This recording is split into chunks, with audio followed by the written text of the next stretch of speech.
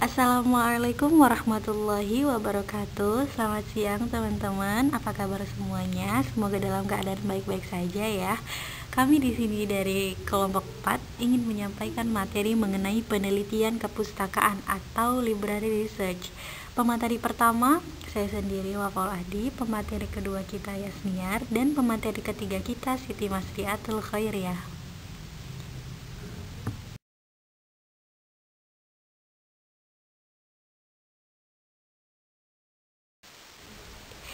Langsung saja, yang pertama pengertian penelitian kepustakaan. Apa sih penelitian kepustakaan itu? Sebenarnya banyak sekali teman-teman para ahli yang mengemukakan pengertian dari penelitian kepustakaan ini. Namun di sini pemateri memaparkan 3 diantaranya.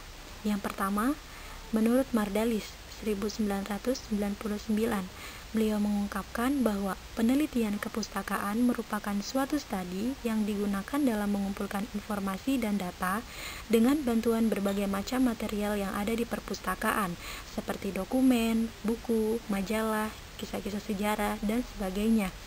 Yang kedua, menurut Nazir 1988, menurutnya, penelitian kepustakaan adalah teknik pengumpulan data dengan melakukan penelaahan terhadap buku, literatur, catatan, serta berbagai laporan yang berkaitan dengan masalah yang ingin dipecahkan. Yang terakhir, menurut Hatibah 2011. Menurutnya, penelitian kepustakaan sebagai kegiatan yang dilakukan secara sistematis untuk mengumpulkan, mengolah, dan menyimpulkan data dengan menggunakan metode atau teknik tertentu, gunanya untuk mencari jawaban atas permasalahan yang dihadapi melalui penelitian kepustakaan.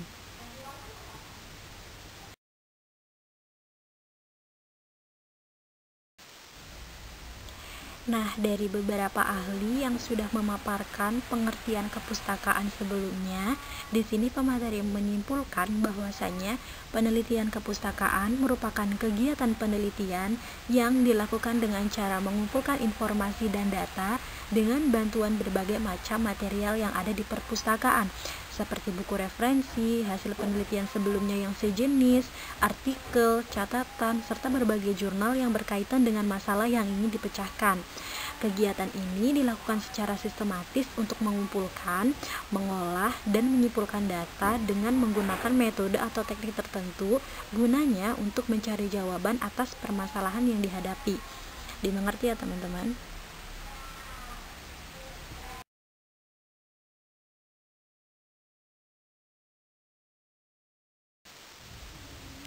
Oke, selanjutnya ciri-ciri penelitian kepustakaan. Yang pertama, berhadapan langsung dengan teks. Tentu saja karena ini bukan jenis penelitian yang sifatnya terjun ke lapangan, jadi peneliti ini hanya berhadapan langsung dengan teks saja untuk menjawab permasalahan yang sedang ditelitinya itu. Yang kedua, bersifat siap pakai. Artinya, peneliti ini tidak dituntut untuk pergi kemana-mana, kecuali hanya berhadapan langsung dengan bahan sumber yang sudah tersedia di perpustakaan. Yang ketiga, data pustaka berasal dari sumber sekunder. Artinya, peneliti ini akan memperoleh jawaban atas apa yang sedang ditelitinya itu hanya dari tangan kedua, bukan dari data orisinil dari tangan pertama di lapangan. Yang keempat, atau yang terakhir, data pustaka tidak dibatasi oleh ruang dan waktu. Artinya, kapanpun peneliti ini akan datang dan pergi, data ini tidak akan pernah berubah karena sudah bersifat mati atau tersimpan baik dalam teks, angka, gambar, rekaman, film, dan lain-lain.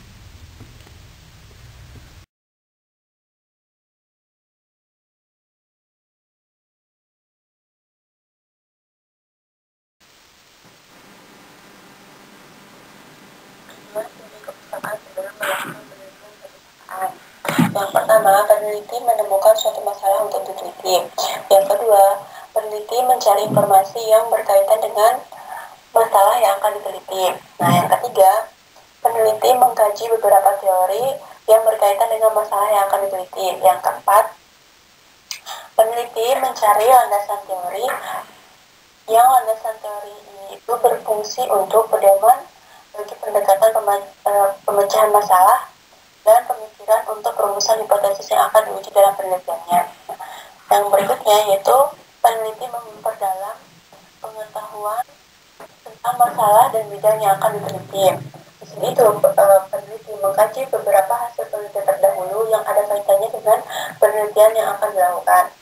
Yang selanjutnya yaitu menelaah hasil penelitian sebelumnya diarahkan pada sebagian atau seluruh dari unsur-unsur penelitian. Misalnya unsur-unsur penelitian itu seperti tujuan penelitian, metode, analisis, hasil utama, dan kesimpulan. Di sini itu peneliti akan mendapatkan informasi tentang aspek-aspek mana dari suatu masalah yang sudah pernah diteliti oleh peneliti sebelumnya, dan di sini itu peneliti harus menghindari peneliti yang meneliti hal yang sama dengan peneliti sebelumnya.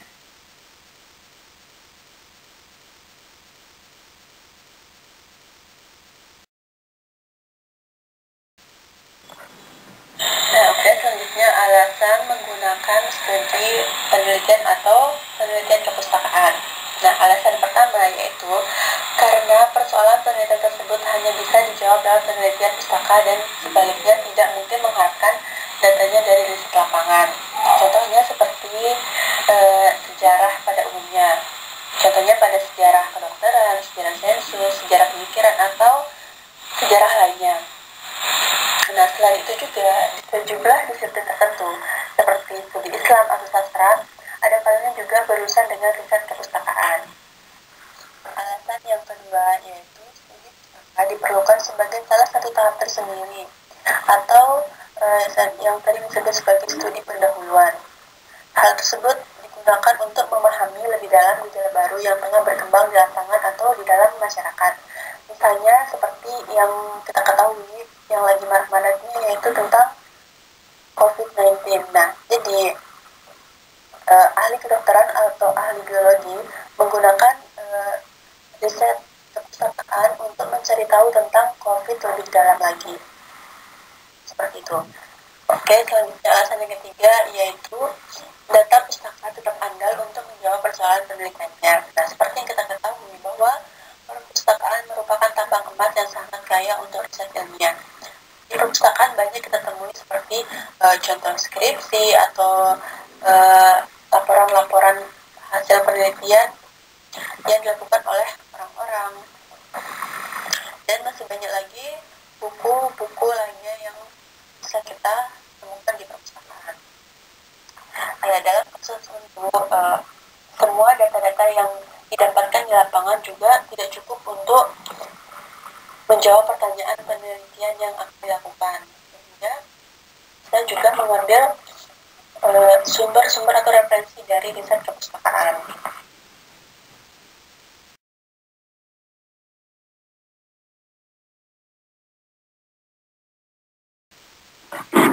Oke, selanjutnya itu langkah-langkah dalam penelitian kepustakaan menurut JEN pada tahun 2018. Langkah pertama di sini yaitu menyiapkan alat perlengkapan. Alat perlengkapan itu berupa pensil atau pulpen dan catatan penelitian. Nah, di sini kertas atau catatan penelitian digunakan untuk mencatat bahan yang berbeda-beda. Nah, dalam hal ini tuh ada tiga jenis kartu atau catatan yang dibedakan. Yang pertama, pencatatan informasi sumber atau bibliografi kerja. Yang kedua, untuk membuat catatan bacaan dari sumber publikasi yang berbeda-beda seperti buku, jurnal, majalah, surat kabar, dan lain-lainnya. Yang ketiga itu lembaran kerja khusus, baik untuk mencatat pertanyaan-pertanyaan penelitian maupun untuk membuat agenda kerja dan lain-lainnya. Tugas pertama dalam riset perpustakaan sebenarnya mulai dengan menyusun bibliografi kerja. Bibliografi kerja ialah catatan mengenai bahan sumber utama yang akan dipergunakan untuk kepentingan penelitian. Langkah yang ketiga itu mengatur waktu. Dalam hal mengatur waktu ini tergantung dari penelitian tersebut. Bisa saja merencanakan berapa jam satu hari untuk melakukan penelitiannya atau 1 bulan, atau terserah dari peneliti tersebut. Bagaimana ia bisa memanfaatkan waktunya sebaik mungkin. Langkah yang keempat yaitu membaca dan membuat catatan penelitian. Artinya Nah, di sini itu apapun yang dibutuhkan dalam penelitian tersebut bisa dicatat supaya tidak bingung dalam lautan buku yang begitu banyak jenis dan bentuknya. Yaitu untuk memudahkan peneliti dalam mencari sumber atau referensi yang dibutuhkan dalam melakukan penelitian perpustakaan.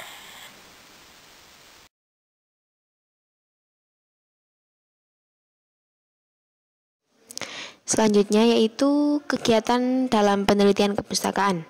Menurut Mershad pada tahun 2014 yaitu menjelaskan ada 4 kegiatan pada penelitian kepustakaan, diantaranya yaitu 1.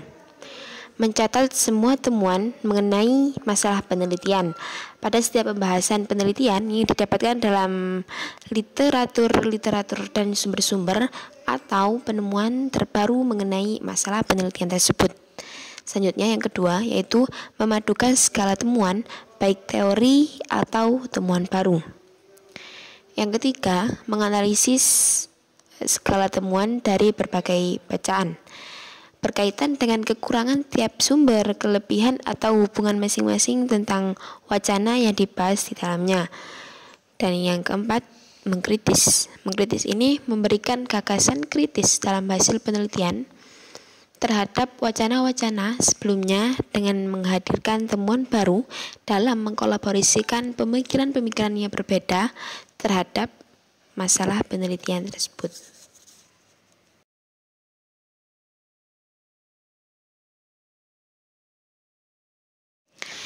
Selanjutnya yaitu jenis-jenis penelitian kepustakaan. Itu ada 3 macam. Yang pertama itu kajian pemikiran tokoh.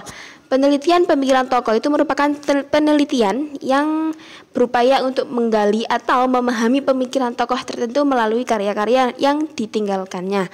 Karya tersebut dapat berbentuk buku, surat, pesan, dan dokumen-dokumen lain yang menjadi cermin atas pemikirannya.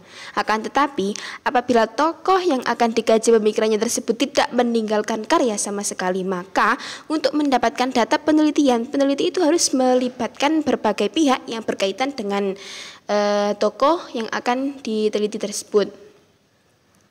Nah, yang kedua, analisis buku teks. Buku teks yang dimaksud dalam hal ini tuh mencakup buku pelajaran seperti SD, MI, SMA, MA, SMK, dan buku-buku referensi di perguruan tinggi.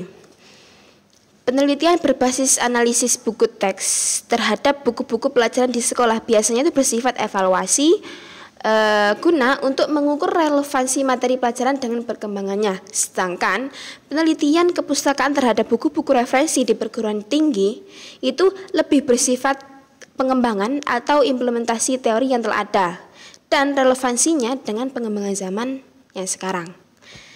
Yang ketiga yaitu kajian sejarah. Hampir semua penelitian sejarah itu selalu menggunakan penelitian kepustakaan dengan teknik pengumpulan data dan dokumenter. Akan tetapi data-data dalam penelitian sejarah itu tidak terbatas pada buku atau karya, melainkan juga mencangkup benda-benda peninggalan sejarah.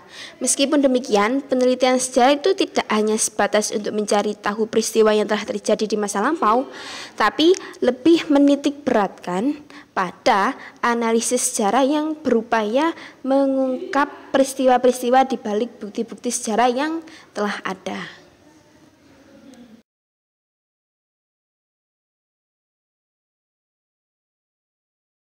Permasalahan yang sering terjadi dalam melakukan penelitian kepustakaan itu ada 4. Yang pertama, terlalu rakus dalam mengumpulkan pustaka. Terlalu fokus mencari dan menelusuri dapat menyebabkan peneliti tidak mulai menulis laporan penelitian, bahkan mungkin membuat fokus pada topik penelitian menjadi berubah. Langkah yang ideal yaitu kumpulkan bahan pustaka, baca, dan lanjutkan dengan menelaahnya.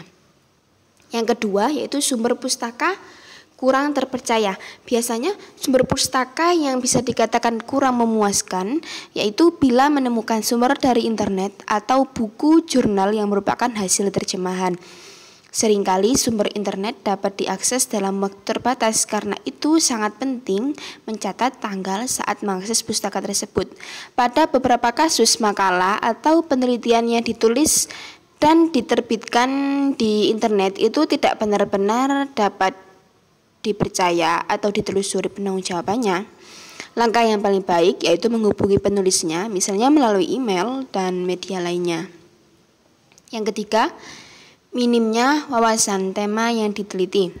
Minimnya wawasan dan keterbatasan peneliti dalam memaknai data bisa terjadi karena peneliti sangat minim dalam membaca literatur ilmiah, terutama yang berkaitan dengan tema penelitian. Misalnya, peneliti ingin menggali peristiwa sejarah perkembangan peran pondok pesantren dan surau dalam dunia pendidikan pada masa prakemerdekaan.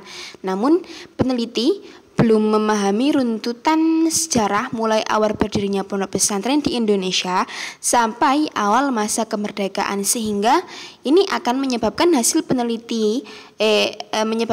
penelitian yang miskin analisis. Yang terakhir itu sistematika pembahasan tidak tersistem dengan baik.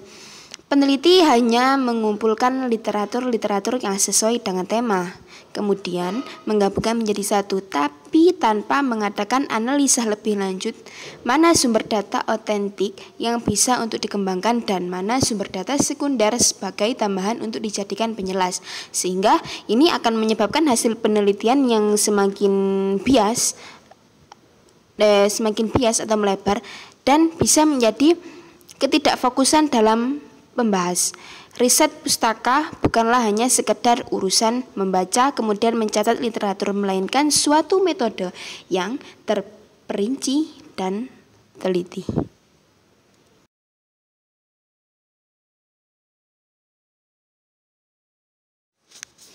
Contoh penelitian kepustakaan itu ada 4 macam, ada 4 contoh ya. Yang pertama yaitu pandangan beragama dan politik Kiai Hasyim Asy'ari pada tahun 1847 sampai 1871. Yang kedua yaitu peranan Harun Nasution dalam pembaharuan pendidikan tinggi Islam Indonesia. Yang ketiga, pembaharuan pendidikan Islam menurut pemikiran Fazlur Rahman. Dan yang keempat, kajian wacana Islam pembebasan oleh cendekiawan Muslim Indonesia pada masa Orde Baru.